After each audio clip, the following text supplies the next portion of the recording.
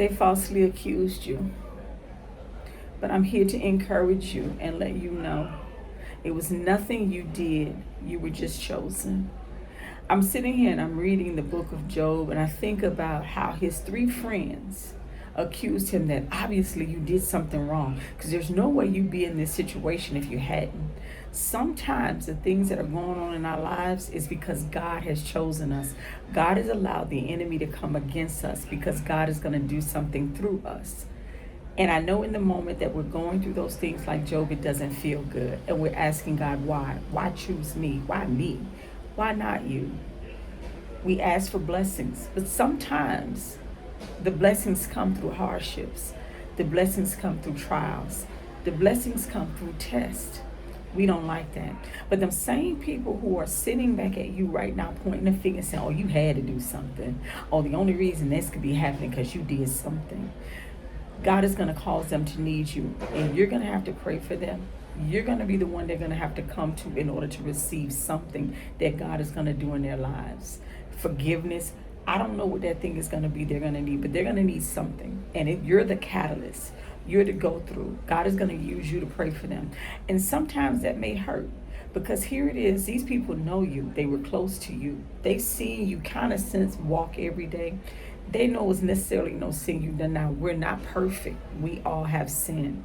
We're not perfect. But they see the challenges and the things that are coming against you are not your fault. These are just things like almost coming out of the blue. But they accuse you of doing something wrong. All of this is your fault. Them same people gonna need you. And God gonna set it up that they're gonna need you. And it's gonna be hard to pray for them. Again, because you've walked with me. You've seen my life. You see how I honor God. You see how I serve. You see all the things that I do to try to glorify God. And how do you have the nerve to say it was some sin that I committed that got all of these tests and trials coming against me? Why couldn't it have been I was just chosen by God to go through this so that on the other side of this, I would have a great testimony, but he can also use my story like he used Job's.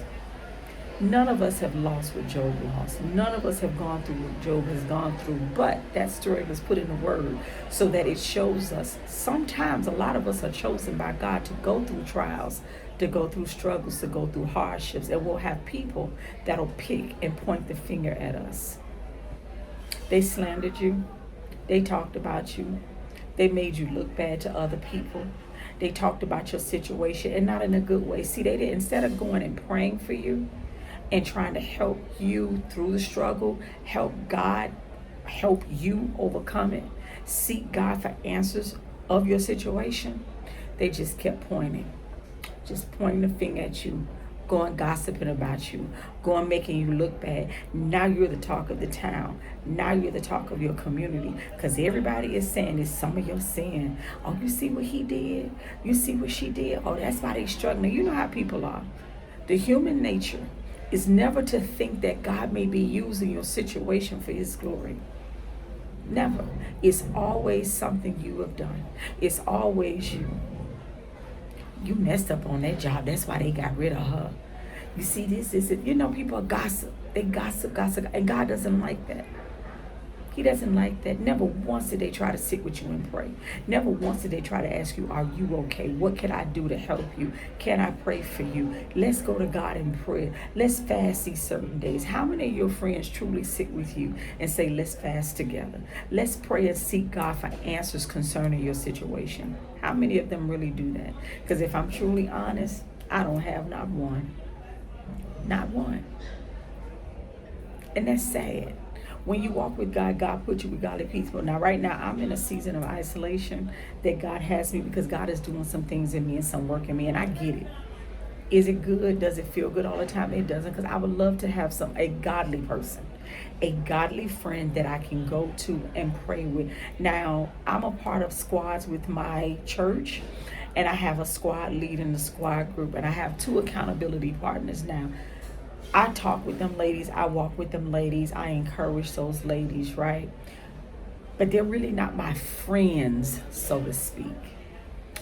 But I talk with them. I communicate with them. My leader, The leader of my group doesn't necessarily want to talk to you unless it has something to do with squads, which I'm thinking we go back in the beginning of January. I think I may leave the group because it's not what I thought it was going to be. I look at community as a community of believers that we can pray together, we can talk together, we can fellowship together. We fellowship the one day out the week that we do, but outside of that, that's the only time you got with her.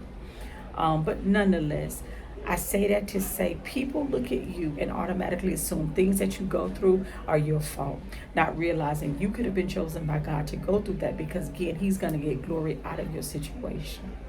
I just want you to stand in faith. Whatever your struggle is right now, drop it down in a comment, couple of words. I want to stand in prayer with you. I want to stand in faith with you, and I want to pray with you. I don't have a room to judge anybody and say, oh, well, you did this, you did that. I don't know you. But I just know that we're called to pray for one another. We're called to stand in together. The Bible says, where 2 or 3 are gathered in my name, I am in the midst. Where 2 of you on earth are touching and agreeing as anything, it shall be done. I'm going to touch and agree with you in faith, and I'm going to believe God to deliver you out of your situation. Because listen, it doesn't feel good when people that are your friends, your family, close to you, walk with you, know how you serve and honor God, automatically assumes that what you're going through is your fault because you committed some sin. And then they go and they slander your name and they talk about you and make you look bad. That doesn't feel good. And that is not God's will. And that's why if you go out Job 42, okay, God was angry with Elizabeth and the other 2 friends. Why? Because they spoke some truth about God and His anger against sin and things that we may do to cause us to get in a situation, but never did they think to go to God and let's pray. See, they misquoted God on a lot of things, and God was angry with them. And my general consumption is this: He was angry because instead of you going and praying with Him and consoling Him and just seeking God for answers, you automatically accused Him of committing some sin. Oh, He had to be wrong. There had to be some sin you've done in order for God to afflict you like that. That's not always the case. Yes, the majority of times we're in situations because of our sin, but sometimes God just chooses you. It's your turn. It's your number. It's your time. Listen, the same people that accused you, God right now is going to cause them to need you. But pray for them. Don't be upset. Don't be angry, because our human tendency is, how are you going to accuse me of some sin when you walk with me? You know I've done the best that I could to serve God. None is perfect. None is without sin. Pray for them. Drop down in the comments what it is you're struggling with. Again, where 2 or 3 are gathered in my name, or where 2 touches agree on earth on anything, God will do it. I'm going to stand in agreement and in faith with you. You all be blessed. Shalom.